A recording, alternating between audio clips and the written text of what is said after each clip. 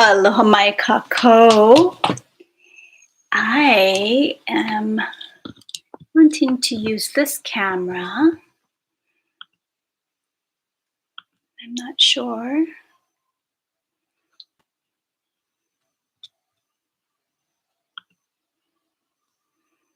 That I am able to change my camera. So I will just use the internal camera. Aloha everyone. It is Dewi Maile Lim here. And I am so delighted to be with you. Hi, Lisa. In this space and time, I just came back from the stream on my street and was laying down prayers and just tuning in with the water there to see how the waters of my area wanted to be recognized and brought into this experience today with you all. I'm just going to give another moment for maybe a few more people to hop on, and then I'll get started. I'm so happy you're here. Let me see about the lighting as well.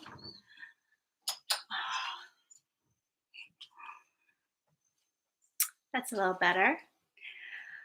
Yay. So I'm going to start with a Hawaiian oli, e homai, and this is a very well-known oli or chant that is a way to center and ground before starting any kind of an intentional event or prayer or ceremony.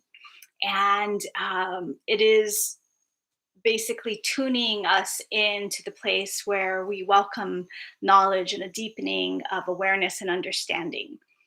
And so I will start with that and then get started with sharing the rest of the content that I really want to communicate with you all today. And by the way, happy Venus direct in Leo. Venus literally just went direct again from being retrograde in Leo for the past few weeks. So happy Venus direct.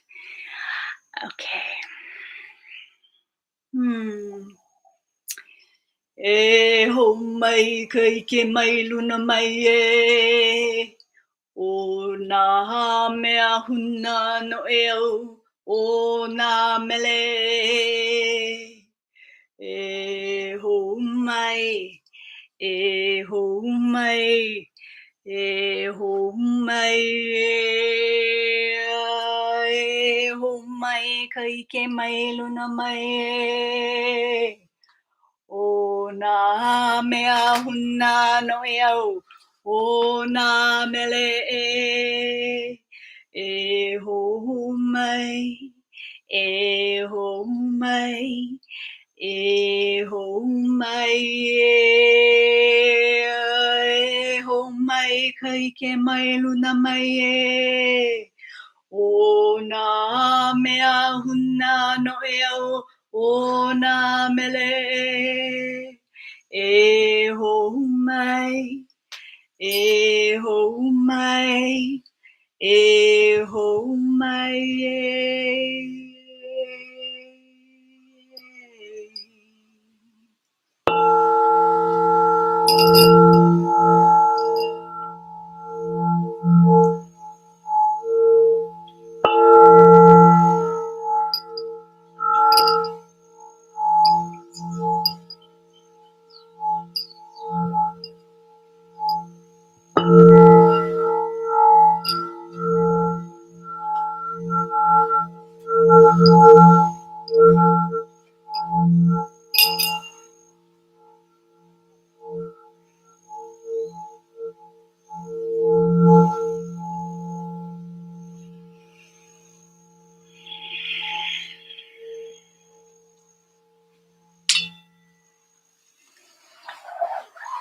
So it's 3:33 here in Hawaii. I just want to be real with how I'm feeling today. So I scheduled this a couple days ago. I felt inspired to schedule this and to take inspired action to share more about how I am holding what has happened on Maui in my heart, and how I am bringing my own practice and focus more into a place, I believe, of empowered and inspired action. And I know this conversation is happening all around the planet, with how we can support our brothers and sisters on the ground there. And there is one particular project and initiative that I really want to encourage you all to check out, that I'm going to go into in a little more depth. And I am currently communicating with some of the organizers with that project to see if I could do an interview with them. So I'll share that as I have more information. For now, I've gone through a whole myriad of emotion and experience. I was actually in New York City for 9/11, and so there's a lot of similarities in my experience about, both with what happened on Maui in Lahaina on 8/8, and my experience in New York City on September 11th. And I actually am going to be doing an event on the 11th as well, coming up. So if you're interested in that, stay tuned or get on my mailing list so you can learn more about that. Um, but in particular, for me, I've always been someone who's questioned um, the mainstream media narrative of the sequence of events of how we're being given information. Even way back in the mid 90s, I was communication and art double major at UC Santa Barbara, and I was interested in intercultural communication, being that I grew up here in Hawaii. It's one of the most diverse and culturally kind of mixed places on the planet. And so I feel very blessed and honored to be have had my childhood here and have had an experience of this melding of cultures, and especially since the 80s as well, to see through my lifetime this whole resurgence of Hawaiian culture. And I was active with Hokule'a's first worldwide voyage. They're currently on another one. And I was part of the welcoming committee in New York City. So I've been very much aloha ambassador of sort for bringing Hawaii and all of the beauty and the wisdom and what I know of it, my experience of it, to other places. And so I was in New York for that. And back to the college days, though, when I was in that communications program, I realized that they were focusing on media and how the media, in particular, influences people. And so that just opened my eyes up to like this whole idea of the psychological programming that happens through the media. And so I think that was what kind of opened up my eyes to the fact that there is programming happening through our media. And this, again, was in the 90s when I realized this. And I wasn't interested in pursuing that track within my department, because they were really focused on that there at the time. And they didn't have an intercultural focus, communication focus. So I kind of let that degree I just went through the motions of getting the degree. Whoa. Went through the motions of getting the degree. Whoa, trippy. My that was a trip. My phone just started broadcasting me out of the blue. I did not expect that. Reverberation. So to bring it back to the now moment. So when I was in New York City, I knew that the story that was being given during 9/11 was not what was really happening. I'm not going to go into any of the theories around that. But that just goes to say that I have, for over 2 decades now, been very aware of the manipulation that goes on in our mainstream media and news.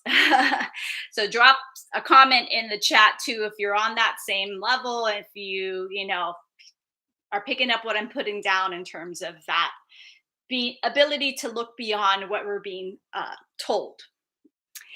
And one of the things I've learned from working with different kupuna and studying with different elders in Hawaii, with people like Auntie Nona Beamer and Kupuna Lelehua Amfroy, who were some of my kumu when I started wanting to share more about Hawaii, when I was traveling a lot and wanting to share with the kids that I was encountering in New York City. Um, and I learned that not I guess there's a certain sense of humbleness of ha'a through Hawaiian culture, and this sense of like not pretending like or that you're someone you're not. And so I just want to give the caveat here that this is all my personal experience, and I'm not trying to convince anyone of any particular way of thinking. I'm very open to always being shown like how a line of contemplation or investigation that I'm going on may be false or inaccurate. And so I have no agenda here right now. But that being said, I believe that what happened in Maui is more than what we are being told.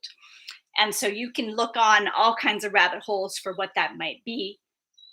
But one of the particular voices, and this is kind of wrapping everything up in a bow now where I was going with that, I like to amplify and listen to the voices of the people who are on the ground in the area, who are from that place and space. And so I have been tuning in particular to certain people who I feel an alignment with spiritually and in terms of worldview as well. And one of those people is Keone Hanale from pohala.net.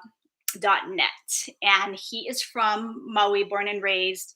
And one of the things that he has put out there as a sole focus going forward with Maui, and this is what I have chosen to take on as my focus for Maui going forward as well, is this idea of restoring the sacred waters of this place, this wahi pana, this sacred place. And so I went to my sacred waters that are local to me here, and I'm inviting you all to go to your sacred waters and go to your places where you have been inspired and can kind of come to that place of rebirth and remembrance. Because given that we are mainly water, that our planet is mainly water, the water is what unifies us all. The water is life, ke olavai, right? So Keone Hanale and his beautiful sister, her name is Anela. They are spearheading this beautiful project called Project Mokuula. And so Mokuula was so Lahaina was the wetlands before. And there's so much history that I've been learning more about since this incident has happened on Maui, about their contested water rights and all of the ways that the water has been kept from the people since plantation era days, and how that area before the 1900s was a lush and verdant place where the royalty were based. And it is a piko, an axis mundi, as Keone calls it, to the inner earth waters.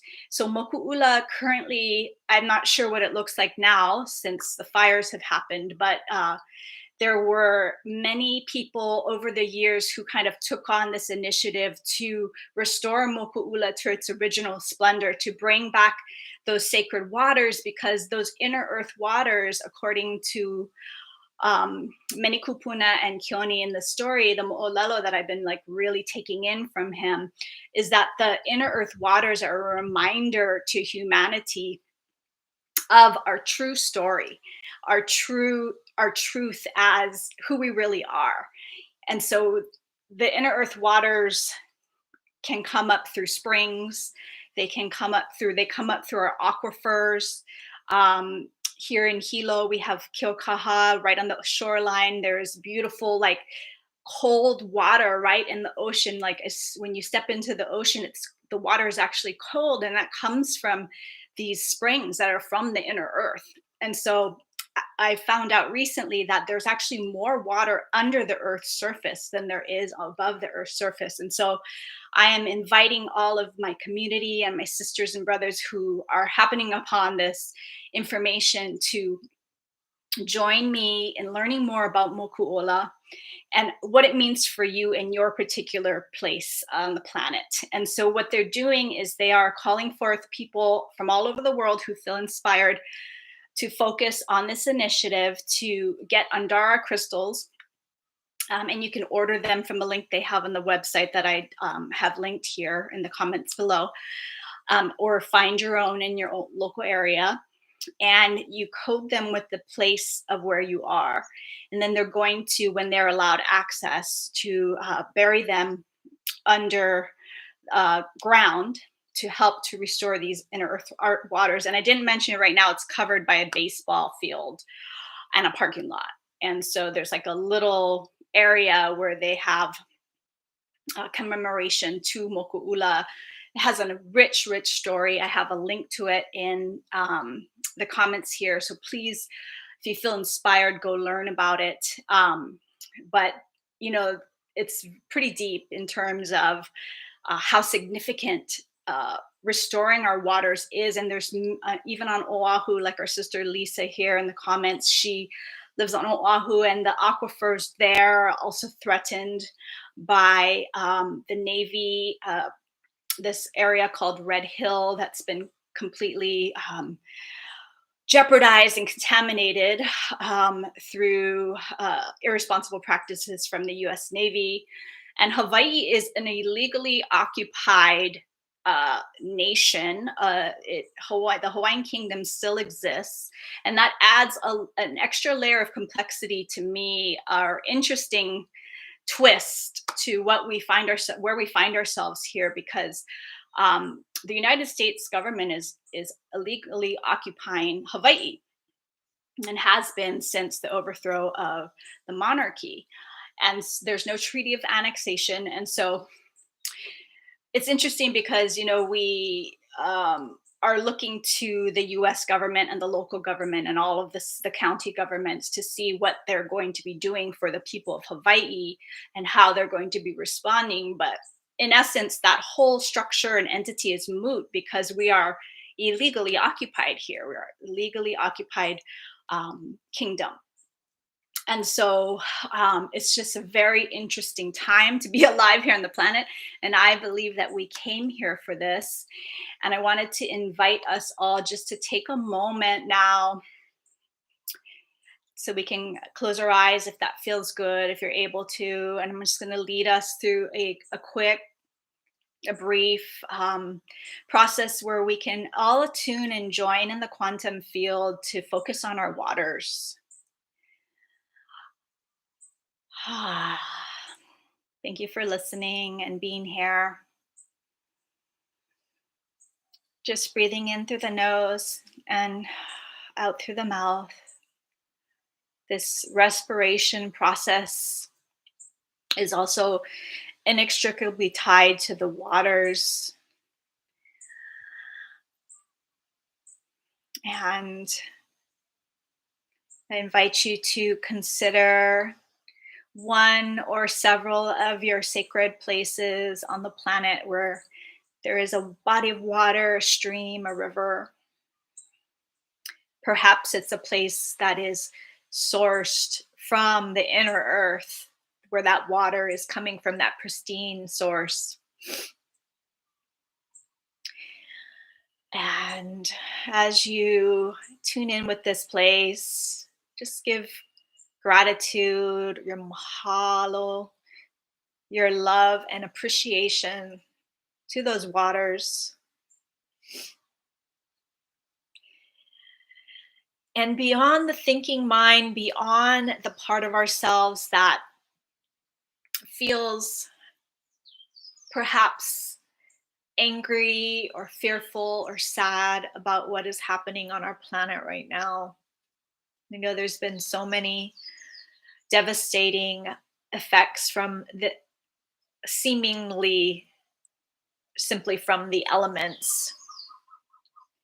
What's triggered those elements to be activated to such extremes is a different story.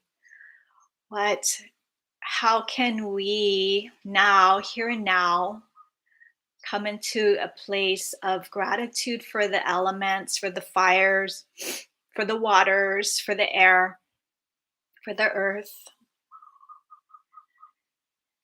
and just breathe our body and our nervous system back into a place of peace just for a moment, if you're willing.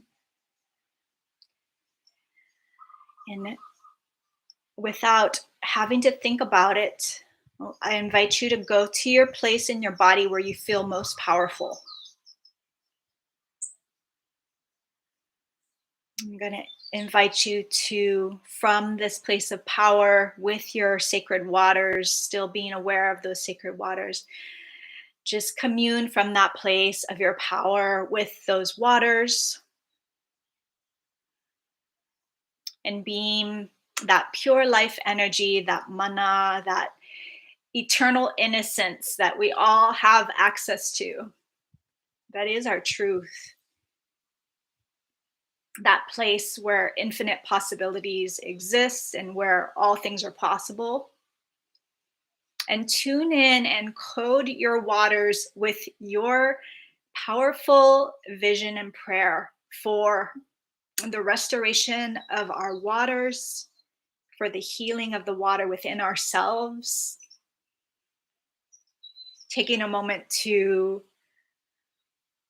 have that union and communion with your waters from that place of your power.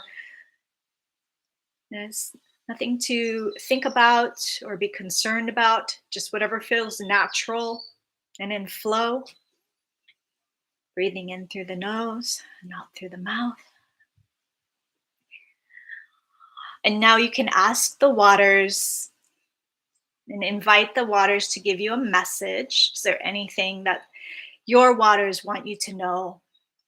Perhaps in support of Maui and the restoration of Mokuula, perhaps in terms of the restoration of the waters in any of your places where they have been desecrated or defiled.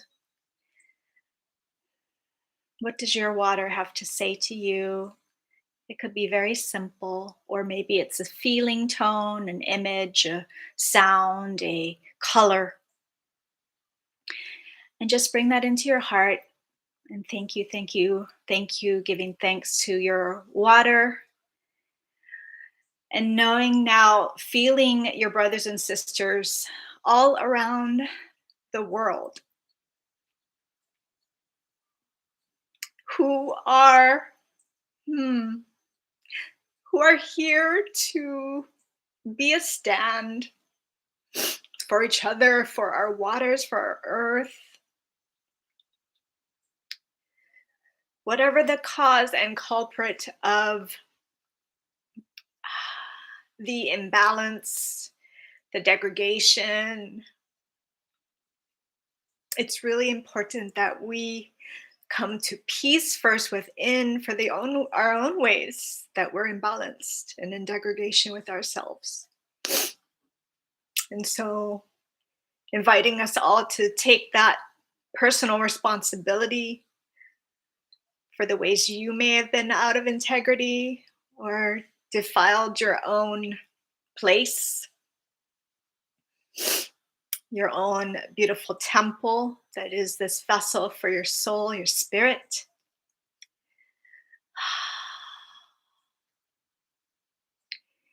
And just forgiving yourself, letting yourself off the hook, giving yourself that grace. It's from this place where we can return to more of our power, our sacred power, that sometimes subtle place where a subtle shift can be made into like reclaiming that place of innocence in our own self. And as we do that, the more and more of us that do that, I believe this planet will continue to restore and regenerate herself. And if you feel inspired to take action towards that, to be part of the project that I mentioned with Mokuula or anything in your own waterways to help protect your own waterways, perhaps you do a water ceremony of your own when you can in your sacred places, or even just within your own body temple, anointing yourself with your tears, like I'm doing now. Just knowing that on some level that you came here for this time. And yes, there may be grief and there may be anger and there may be fear that we need to allow ourselves to process and move through. But I believe if you are on this call with me, if you're listening to my voice here and now, that you are meant to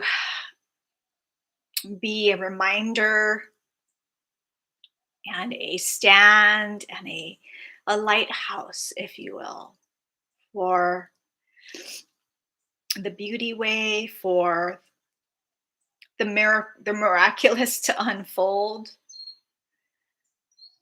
And I am committed to, personally, I am committed to communing with you as an ally, as a sister, standing alongside you on this beautiful sacred earth planet that we are all residing on. Wherever we are on the planet, we are in this field of oneness, and that's, to me, the reality of what's really going on here. And we're just remembering that.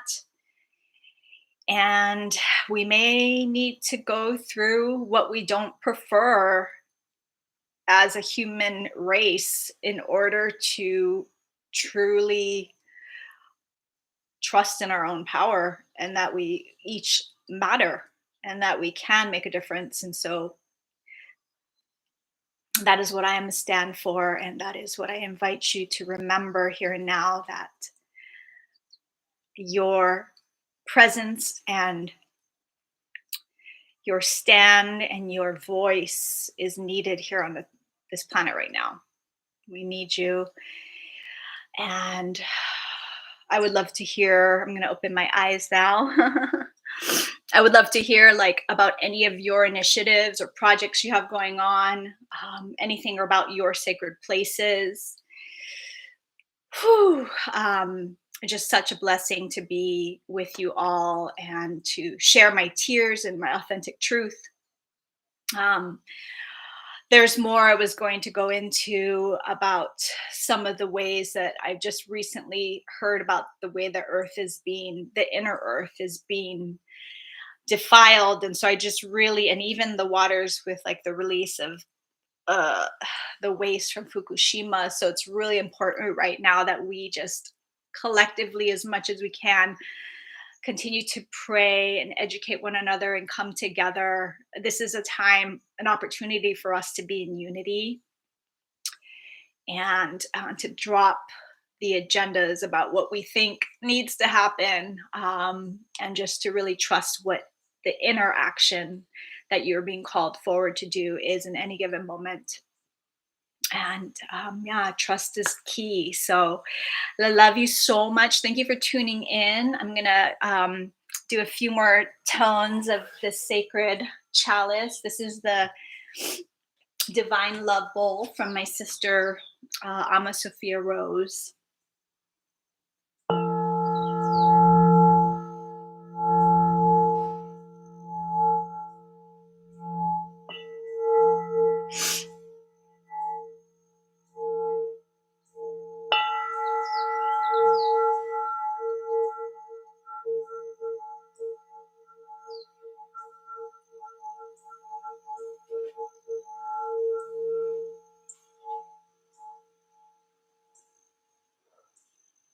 I love you. I love you. I love you. Thank you for being here. If you'd like to get on my mailing list, you can go to the link in my comments. And I just really am so grateful to be able to have the power of technology to commune with you all. And I will be doing more of these as inspired. And I really appreciate each one of you for your stand and for the way that you add beauty and even through processing grief. Like that is a beauty way act to me. So whatever you need to feel and allow yourself to move through, make sure that you're reaching out for support and letting people know if you need anything. I believe in humanity, and I believe left to our own devices, like you saw in Maui, that the people coming together is really where the power is, and that inherently we are love. Aloha. Ahui ho, I love you. Have a great day. Mwah.